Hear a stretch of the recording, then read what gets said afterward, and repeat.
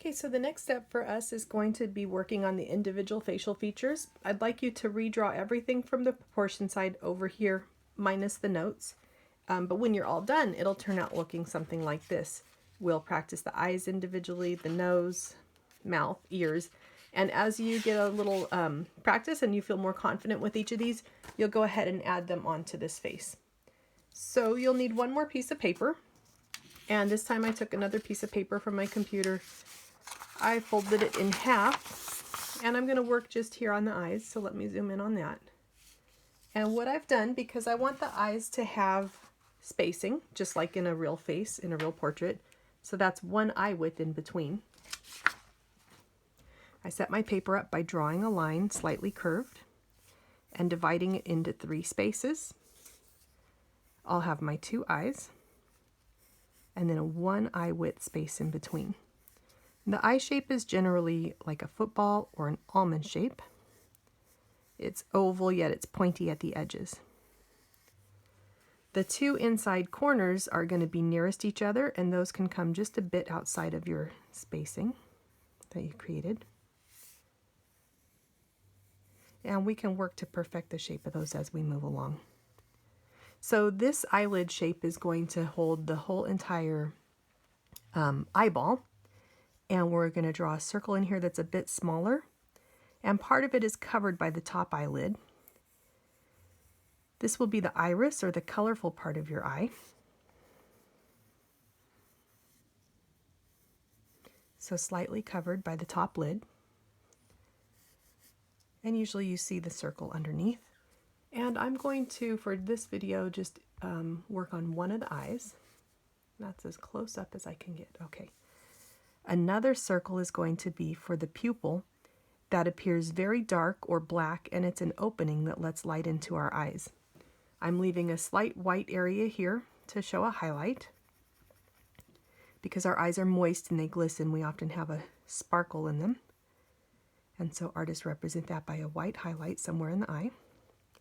And then darken in the pupil completely. Erasing my guidelines. And I'll do a little texture in the iris. The iris will have texture coming inward and from the pupil going out. And I try to use a variety of line qualities. Some are short, some are longer, some are lighter and darker. That way it doesn't look as if a machine created this. It'll have a natural feel to it. For dark colored eyes, I would keep going. I would add more and more value. And for light eyes, such as hazel or blue, I would stop right about where I am. So depending on how light or dark the value of the person's eyes are, you'll add more or less of these lines. And by not connecting them in the center, it creates a nice shiny effect. There are also tiny little blood vessels in the whites of your eye.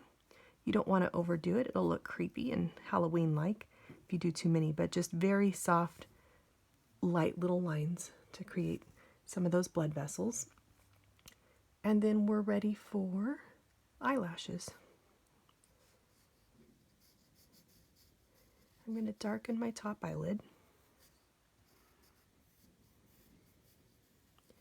And the bottom one has almost a double lid effect. So if you have 2 lines that are parallel to each other, that would create your lower lid. And the lashes should be sweeping to the outside corner of your portrait. So this is the inside corner of the eye. This is the outer edge of the eye. These got a little too long. That's my guideline. I should have erased that first. So these are going to sweep off to the side. Directly above your iris, they're going up, and so something called foreshortening happens.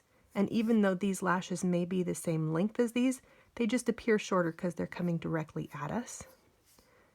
I'm trying to draw them in small clusters of 2 or 3 lashes together, and trying to have irregular spacing and lengths of the lashes because they're all growing at different times. So your eyelashes aren't going to all be the exact same length. Lower lashes are shorter, still growing in wispy little clusters of 2 or 3. And you're going to have few lashes, if any, here near the inside corner of the eye. That's a guideline from earlier, so I'm going to erase that. Okay, go ahead and give yourself some practice, as many as you need. Some students do a couple pairs of eyes before they feel comfortable to go back and add them into their portrait. But when you are ready, you'll go ahead and put the eyes onto the value side of the face that you created.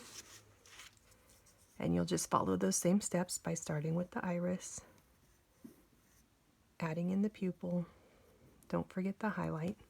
Okay, and then I'll create another video for the nose, the lips, and so on. Good luck.